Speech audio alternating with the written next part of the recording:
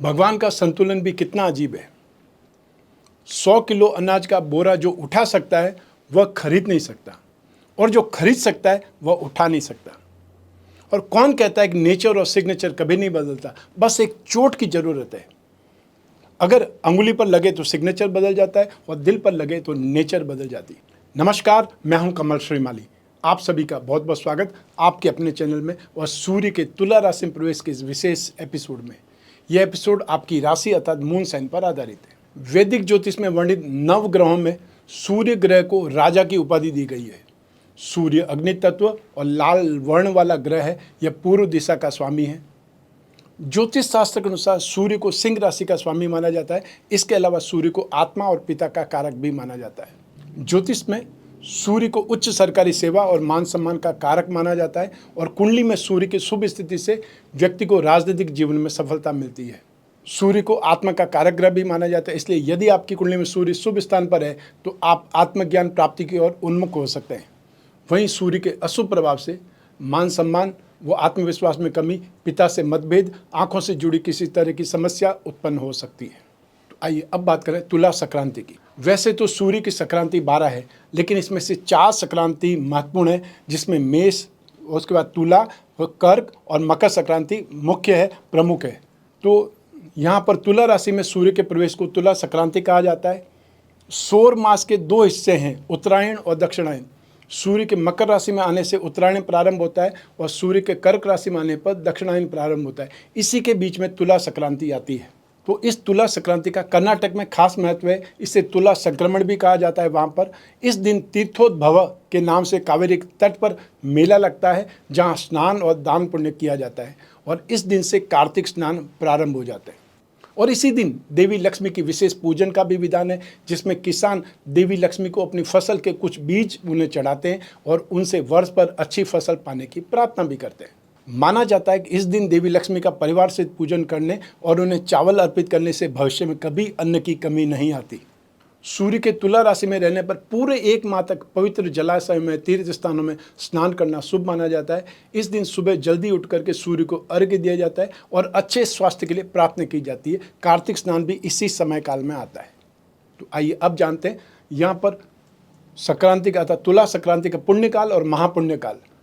तो 18 अक्टूबर 2023 की प्रातः 6:38 से दोपहर 12:23 तक, ठीक है, शुभ मुहूर्त रहेगा।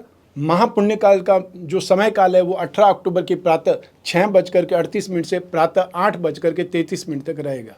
अब तुला संक्रांति के दिन देवी लक्ष्मी और देवी पार्वती की पूजा की जाती है, और इस दिन देवी लक्ष्मी को ताजे चावल, अनाज, गेहूं के अनाजों और साथ में करई पौधों की शाखाओं के साथ में भोग लगाया जाता है, जबकि देवी पार्वती को सुपारी के पत्ते और साथ ही चंदन की पेस्ट के साथ में भोग लगाया जाता है। ये तुला संक्रांति का पर्व अकाल और सूखे को कम करने के लिए मनाया जाता है, ताकि फसल अच्छी हो और किसानों को अधिक से अधिक लाभ प्राप्त हो, कमाई प्राप्त हो। तो हमारे देश में कर्नाटक में नारियल को एक रेशम के कपड़े से ढका जाता है और देवी पार्वती का प्रतिनिधित्व मालाओं से सजाया जाता है। तो यहीं उड़ीसा में एक और अनुष्ठान चावल, गेहूँ और दालों की उपज को मापना है, ताकि कोई कमी ना हो। तो आइए अब बात करते हैं इस गोचर में सूर्य से बनने वाले योगों की, क्योंकि कुंडली में बनने वाले योग का कोई न कोई प्रभाव हमारे जीवन पर जरूर पड़ता है। ग्रहों की चाल हमें अच्छा या बुरा करने की ओर प्रेरित करती है।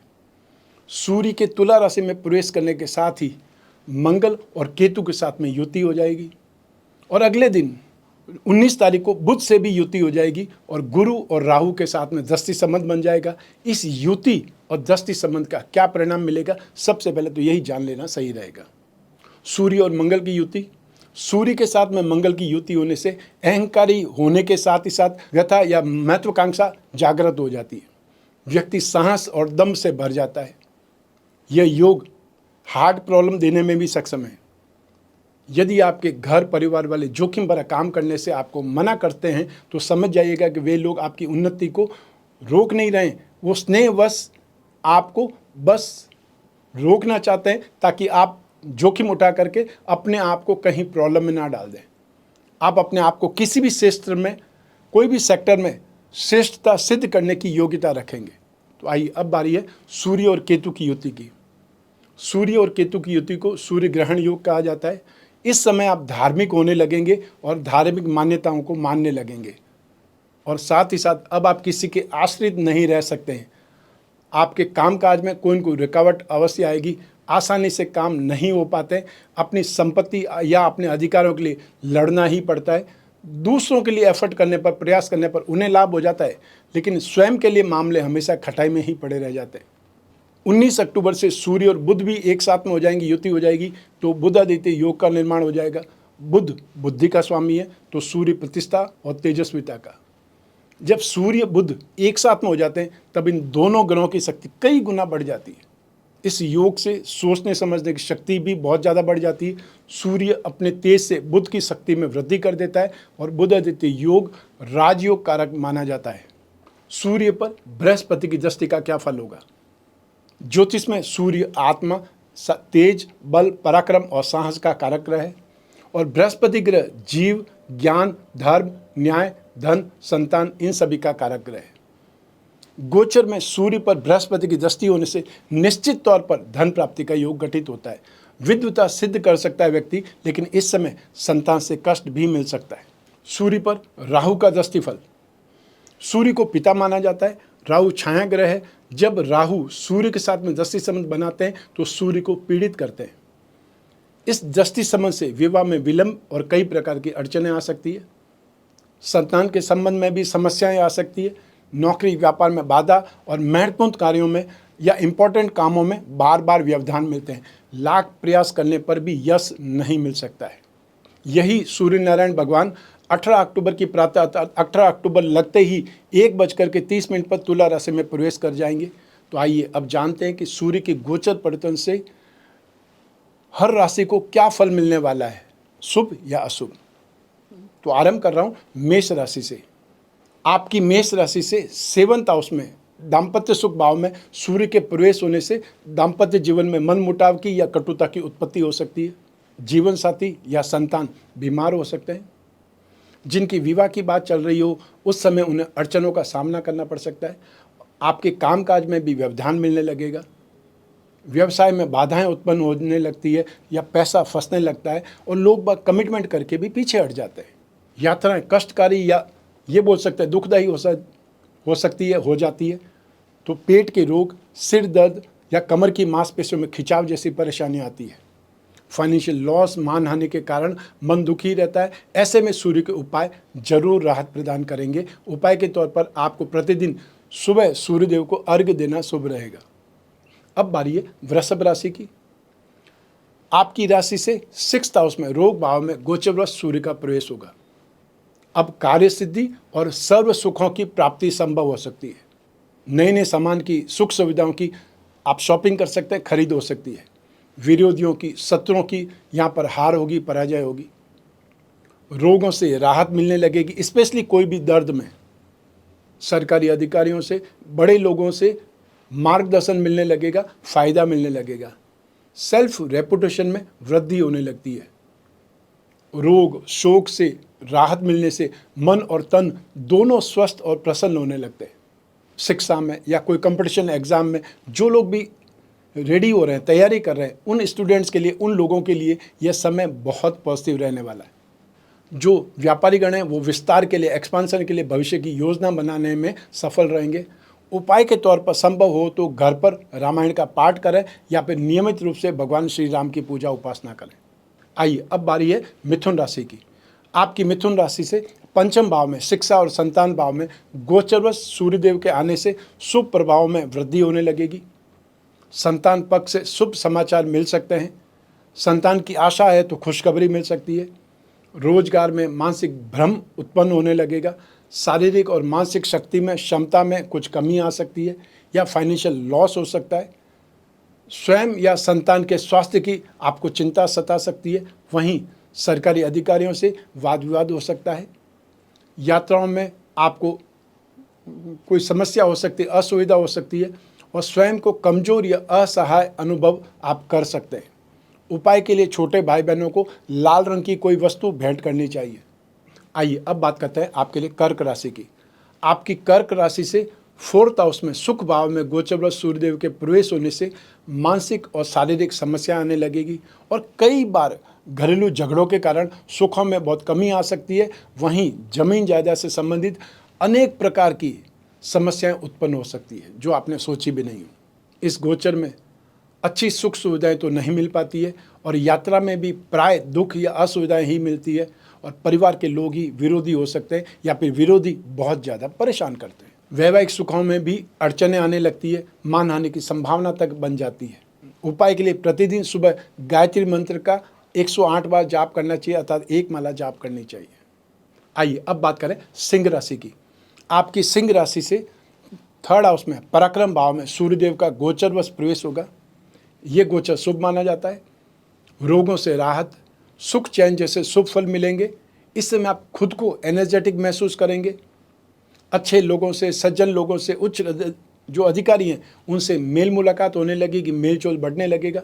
संतान या फ्रेंड से फाइनेंशियल गेन या सम्मान मिलेगा। भाई बहनों की तरक्की के आसार भी बनने लगते हैं और इस समय काल में शत्रुओं की आसानी से हार हो जाती है और व्यक्ति लक्ष्मी और मान प्रतिष्ठा प्राप्त कर सकता है। और इस अवधि में प्राय जो हायर पोस्ट की प्राप्ति होती है और व्यक्ति सबसे अच्छा व्यवहार करने लगता है। उपाय के तौर पर सूर्यदेव से शुभ परिणामों को प्राप्त करने के लिए आपको रिंग फिंगर में माणिक्य पहनना चाहिए, लेकिन उससे पहले अपनी कुंडली जरूर आपको चेक करवा लेनी चाहिए कि आपकी कुंडली में सूर्य की पोजीशन क्या है, आपको पहनना चाहिए नहीं पहनना चाहिए। लेकिन अगर आपकी जो सिंह राशि है और सूर्य भी आपकी कुंडली में अच्छी पोजीशन में, तो आपको माणिक्य पहनना हमेशा शुभ रहेगा। आइए अब बात करें आपके लिए कन्या राशि की। आपकी कन्या राशि से 2nd हाउस में धन और संपत्ति भाव में सूर्यदेव का गोचरवश प्रवेश होगा। अब दुष्ट और बुरे कर्म करने वाले लोगों से मेल मुलाकात हो सकती है और खुद का स्वभाव भी धोखेबाजी करने की ओर अग्रसर हो सकता है या वैसी इच्छा होने लग सकती है। सिर में दर्द रहने लगेगा, आंखों में इन्फेक्शन या धुंधलापन आ सकता है। व्यापार में और धन संपत्ति के सौदों में पैसा फंसने का डर लगा रहेगा। फ्रेंड्स और सगे संबंधियों से झगड़ा हो सकता है और पूरा महीना अशांति या क्लेश में व्यतीत हो सकता है। लेकिन धन भाव में सूर्य के आने से धन प्राप्ति के योग भी आपके लिए बन सकते हैं और प्रेतक संपत्ति से भी लाभ मिल सकता है। सूर्य के उपायों से राहत बहुत मिलेगी। उपाय के तौर पर आपको गुड़ से बनी रोटी गाय को खिलानी चाहिए। आइए अब बात करें आपके लिए तुला राशि की। आपकी तुला राशि में ही गोचरवश सूर्यदेव पधार रहे और इस राशि में सूर्य को नीच राशि में प्रवेश माना जाता है। इस समय आप में अहंकार की भावना आ सकती है, जो कि बहुत गलत है। पैसों का नुकसान हो सकता है। आपके मान सम्मान में कुछ कमी आ सकती है। स्वास्थ्य अच्छा नहीं रह सकता। ब्लड प्रेशर, हार्ट प्रॉब्लम्स, बहुत ज़्यादा थकान या पेट के रोग, आँखों के रोग या आँखों से संबंधित इन्फेक्शन में कष्ट उठाना पड़ सकता है। और अधिकतर समय बिना किसी कारण के भी इधर इधर घूम सकते हैं, व्यर्थ में यात्राएं कर सकते हैं और कई बार कोई न कोई कारण से अपने परिवार से दूर भी रहना पड़ सकता है। संबंधियों से, फ्रेंड से, सज्जनों से झगड़ा या विवाद होने से मानसिक संताप बना रहता है। लेकिन यह समय आपके आत्मविश्वास को बढ़ाने वाला होगा, साथ ही आपकी कार्य क्षमता और कार्यकुशलता बढ़ाने वाला भी होगा। उपाय के तौर पर लाल रंग का रुमाल या लाल रंग का कागज आपको अपनी जेब या पर्स में रखना चाहिए। आइए अब बात करें वृश्चिक राशि की। आपकी वृश्चिक राशि से द्वादश भाव में, एक्सपेंसेज भाव में सूर्यदेव का गोचरवश प्रवेश होगा। अब कार्य, व्यवसाय और पद प्रतिष्ठा में समस्याएं आने लगेगी। नौकरी पर बात आ सकती है। खर्चे बहुत अधिक होंगे और आपको कई प्रकार की कठिनाइयाँ, मुसीबतें झेलनी पड़ सकती है। बुखार या इन्फेक्शन जैसी परेशानियां यहाँ पर बार बार पैदा होंगी। पेट में गड़बड़ इस समय काल में इस गोचर में अधिक देखने को मिलेगी और पिता के स्वास्थ्य को लेकर के भी आप इस समय चिंतित रहेंगे। सरकारी विभागों की ओर से विरोध रहेगा। आँखों को लेकर के कष्ट की संभावनाएं रहेगी। फ्रेंड्स का व्यवहार भी इस समय काल में शत्रुतापूर्ण हो जाता है या वो स्वयं ही विरोधी बन जाते हैं और ऐसे में अपमानित होने का भय बार बार लगता है या ऐसी स्थिति बनने लगती है। लेकिन विदेश जाने के मौके आपको मिल सकते हैं। ऐसे में सूर्य के उपाय आपको राहत प्रदान करेंगे। उपाय के तौर पर प्रतिदिन सुबह जल में लाल गुलाब की पंखुड़ियां डाल करके सूर्यदेव को अर्घ्य देना शुभ रहता है। आइए अब बात करें धनु राशि की। आपकी धनु राशि से लाभ भाव में 11th हाउस में गोचरवश सूर्यदेव के प्रवेश होने से आपकी कैपिटल में वृद्धि के योग बनेंगे। आपके कैरियर में भी आपकी परफॉर्मेंस अच्छी होने लगेगी। यहाँ पर कई प्रकार के लाभ, फाइनेंशियल इम्प्रूवमेंट, फाइनेंशियल गेन, शानदार खाना पीना, नई पोस्ट या नई जॉब, साथ में बड़े लोगों का सहयोग मिल सकता है। हेल्थ अच्छी रहेगी और मांगलिक कार्य, पूजा पाठ, अभिषेक आदि काम इस समय काल में होंगे। आध्यात्मिकता और सात्विकता में वृद्धि होने लगेगी। सरकारी लोगों से सपोर्ट मिलने लगेगा और आपके लिए प्रमोशन का ये समय हो सकता है। वहीं आपको पिताजी से भी लाभ, यश, एप्रिसिएशन, सपोर्ट मिल सकता है। उपाय के लिए आप पिताजी का सम्मान करें और घर से बाहर निकलने से पहले उनका आशीर्वाद लें, उनकी आज्ञा लें। आइए अब बात करें मकर राशि की। आपकी मकर राशि से 10वें भाव में अर्थात प्रोफेशन भाव में, कर्म भाव में गोचरवश सूर्यदेव का प्रवेश होगा। अब रुपया पैसा, हेल्थ, फ्रेंड्स, इन सभी का सुख मिलने लगेगा। कोई नए प्रोजेक्ट पर, कोई नई स्ट्रेटेजी पर, कोई नई प्लानिंग पर काम शुरू करना चाहते हैं या नया कोई बिजनेस स्टार्ट करना चाहते हैं, फ्रेंचाइजी स्टार्ट करना चाहते हैं, ब्रांच स्टार्ट करना चाहते हैं, तो उसके लिए समय बहुत पॉजिटिव है। जो लोग अपनी नौकरी को, अपनी जॉब को स्विच करना चाहते हैं, उनको भी सही अपॉर्चुनिटी मिल सकती है। जो आपके अथॉरिटीज़ है, अधिकारियों और प्रतिष्ठित लोगों से दोस्ती बढ़ सकती है। सज्जनों द्वारा लाभ मिलेगा और हर कार्य में सफलता मिलेगी। प्रमोशन या अच्छी पोस्ट मिलने का अवसर मिलेगा। सम्मान, गौरव और रुतबा आपका बढ़ने वाला है। उपाय के लिए मंगलवार के दिन मंदिर में गुड़ और काले भुने हुए चने आप भेंट करें, यह आपके लिए बहुत शुभ रहेगा। आइए अब बात करें आपके लिए कुंभ राशि की। आपकी कुंभ राशि से 9th हाउस में, भाग्य भाव में गोचरवश सूर्यदेव का प्रवेश होगा। अब आपके जो फील्ड में, आपके कार्य क्षेत्र में, कैरियर में यह समय बहुत पॉजिटिव रहने लगेगा, रह सकता है। यदि लंबे समय से आप मकान खरीदने के लिए एफर्ट कर रहे हैं तो इस समय सफलता मिल सकती है, वो डील फाइनल हो सकती है।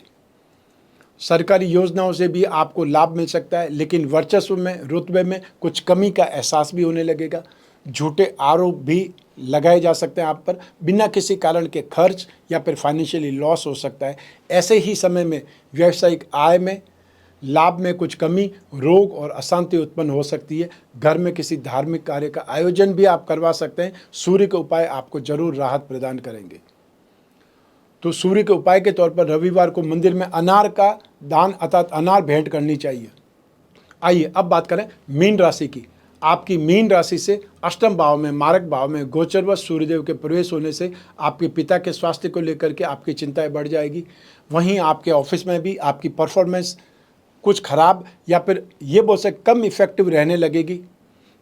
आपसे गलतियां ज़्यादा होंगी, आपका ध्यान भटक जाएगा। कुछ लोगों को नौकरी से भी हाथ धोना पड़ सकता है। सब मिला करके व्यावसायिक दृष्टि से यह समय अच्छा नहीं कहा जा सकता। शत्रुओं से, विरोधियों से विवाद होता रहेगा और ऐसे ही समय में पाइल्स, अपच जैसे रोग पैदा हो सकते हैं। जीवन साथी को भी कुछ न कुछ कष्ट मिलता है। एक्सपेंसेस बहुत ज़्यादा होने लगते हैं। बुखार या हाई ब्लड प्रेशर के कारण हॉस्पिटल के चक्कर बार बार लग सकते हैं। ऐसे में ही सूर्य के उपाय राहत प्रदान करेंगे। तो उपाय के तौर पर आपको प्रतिदिन आदित्य हृदय स्तोत्र का पाठ करना चाहिए या सुनना चाहिए। तो आइए अब बात करते हैं सूर्य दोष निवारण के कुछ और उपायों की। नित्य सूर्य को अर्घ्य देना शुभ रहता है। भगवान विष्णु या भगवान श्री राम की पूजा उपासना करनी चाहिए। सूर्य ग्रह की शांति के लिए सूर्य के एकाक्षरी मंत्र ओम घृणी सूर्याय नमः, इस मंत्र का जाप कर सकते हैं, या फिर सूर्य के बीज मंत्र ओम राम रीम रोम सह सूर्याय नमः, इस मंत्र का हर रोज जाप कर सकते हैं जब भी समय मिले, जितनी भी सामर्थ्य हो। जो लोग माँ गायत्री के उपासक हैं वे सूर्य गायत्री मंत्र का जाप करें। ओम आदित्याय विद्महे दिवाकराय धीमहि तन्नो सूर्य प्रचोदयात्। और आदित्य हृदय स्तोत्र का पाठ करना तो सर्वश्रेष्ठ माना जाता है सूर्य के दोष निवारण के लिए। सूर्य ग्रह की शांति के लिए आप 1 मुखी या 12 मुखी रुद्राक्ष भी धारण कर सकते हैं। सूर्य के प्रतिकूल प्रभावों से रक्षा के लिए आप 12 आदित्य कवच धारण कर सकते हैं, क्योंकि सूर्य हर माह अपना राशि परिवर्तन करते हैं। इसलिए शुभ और अशुभ जो सूर्य का गोचर है वो वर्ष भर आपको मिलता रहेगा। सूर्य दोष निवारण के लिए आप हर रविवार को प्रातः सूर्य की होरा में अर्थात सूर्य जब उदय होता है वहाँ से 1 घंटे के भीतर गेहूँ, गुड़, घी या तांबा, लाल कपड़ा, मसूर की दाल, सोना, गाय, बछड़े का दान कर सकते हैं। या आपको जो सामान मैंने बताया, इतनी वस्तुएं बताई, उसमें से कोई भी वस्तु जो आपके सामर्थ्य में आती है वो आप दान कर सकते हैं। और यही दान यदि सूर्य के नक्षत्रों में करें, जैसे कृतिका नक्षत्र, उत्तरा फाल्गुनी नक्षत्र, उत्तरा आषाढ़ा में करना और भी ज़्यादा शुभ माना जाता है। इस उपाय के अंतर्गत सभी वस्तुओं का एक साथ भी दान कर सकते हैं या जो अवेलेबल हो उसको भी दान दिया जा सकता है। सूर्य की कमजोरी से अपयश मिलता है, हृदय रोग होते हैं, हड्डियों की समस्या है, तो रविवार को इन वस्तुओं का दान जरूर करना चाहिए। स्नान के द्वारा सूर्य का दोष निवारण कैसे कर सकते हैं?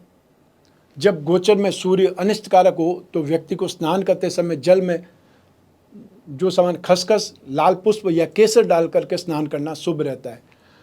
तो इन सामान में खसखस, लाल पुष्प या केसर, ये सभी वस्तुएं सूर्य की कारक वस्तुएं हैं। सूर्य के उपाय करने पर अन्य अनिष्टों से बचाव के साथ साथ व्यक्ति में रोगों से लड़ने की शक्ति का विकास भी होता है, अर्थात इम्यून सिस्टम मजबूत होने लगता है। तो ये था सूर्य का गोचर फल। आपकी जन्म कुंडली में से एक ग्रह चंद्रमा को आधार बना करके मैंने ये गोचर फल आपको बतलाया है। आप चाहें तो अपनी जन्म कुंडली के संदर्भ में इस गोचर फल को और सटीकता से जान सकते हैं, क्योंकि जन्म कुंडली आपकी अपनी है, वो आपकी अपनी डिटेल से, जन्म की डिटेल से ही जन्म कुंडली बनती है। और ऐसे में जो आपको दशा चल रही है, जो आपकी कुंडली में योग हैं, राजयोग है, उन सभी का फल कुछ अच्छा या उसमें कुछ कमी इस गोचर के माध्यम से हो सकती है। और यूँ भी जब जीवन में समस्याएं ज़्यादा हो, भविष्य में झांकना हो, कोई बहुत बड़ा डिसीजन लेना हो, तब भी अपनी जन्म कुंडली का विश्लेषण करवाना ही चाहिए, आवश्यकता पड़ती है। एक वर्ष में एक बार अपनी जन्म कुंडली का विश्लेषण करवा लेने से व्यक्ति आने वाले समय को भांप सकता है, उसके अनुसार अलर्ट रह सकता है। जब भी आप में जिज्ञासा हो जन्म कुंडली विश्लेषण की, चाहे आप कोई भी कंट्री में रहते हो, कोई भी सिटी में रहते हो, आप अपने घर बैठे हुए वीडियो कॉन्फ्रेंसिंग के जरिए अपनी जन्म कुंडली का विश्लेषण करवा सकते हैं। जो पूछना चाहते हैं वो सब पूछ सकते हैं, ताकि कोई डाउट बाकी ही ना रहे। और जो भी उपाय है, आसान से आसान और महत्वपूर्ण उपाय, वो सब कुछ मैं आपको बतलाऊंगा और साथ ही साथ लिखित रूप में भी आप तक पहुँचाऊँगा। मैं कामना करता हूँ कि आप स्वस्थ रहें, प्रसन्न रहें और सुरक्षित रहें। अपना और अपने परिवार का, साथ ही आपके घर के छोटे छोटे बच्चों का और साथ बुजुर्गों का बहुत बहुत ख्याल रखें। आप सभी को मेरा नमस्कार, बहुत बहुत शुभकामनाएं। ईश्वर आपकी रक्षा करे। धन्यवाद।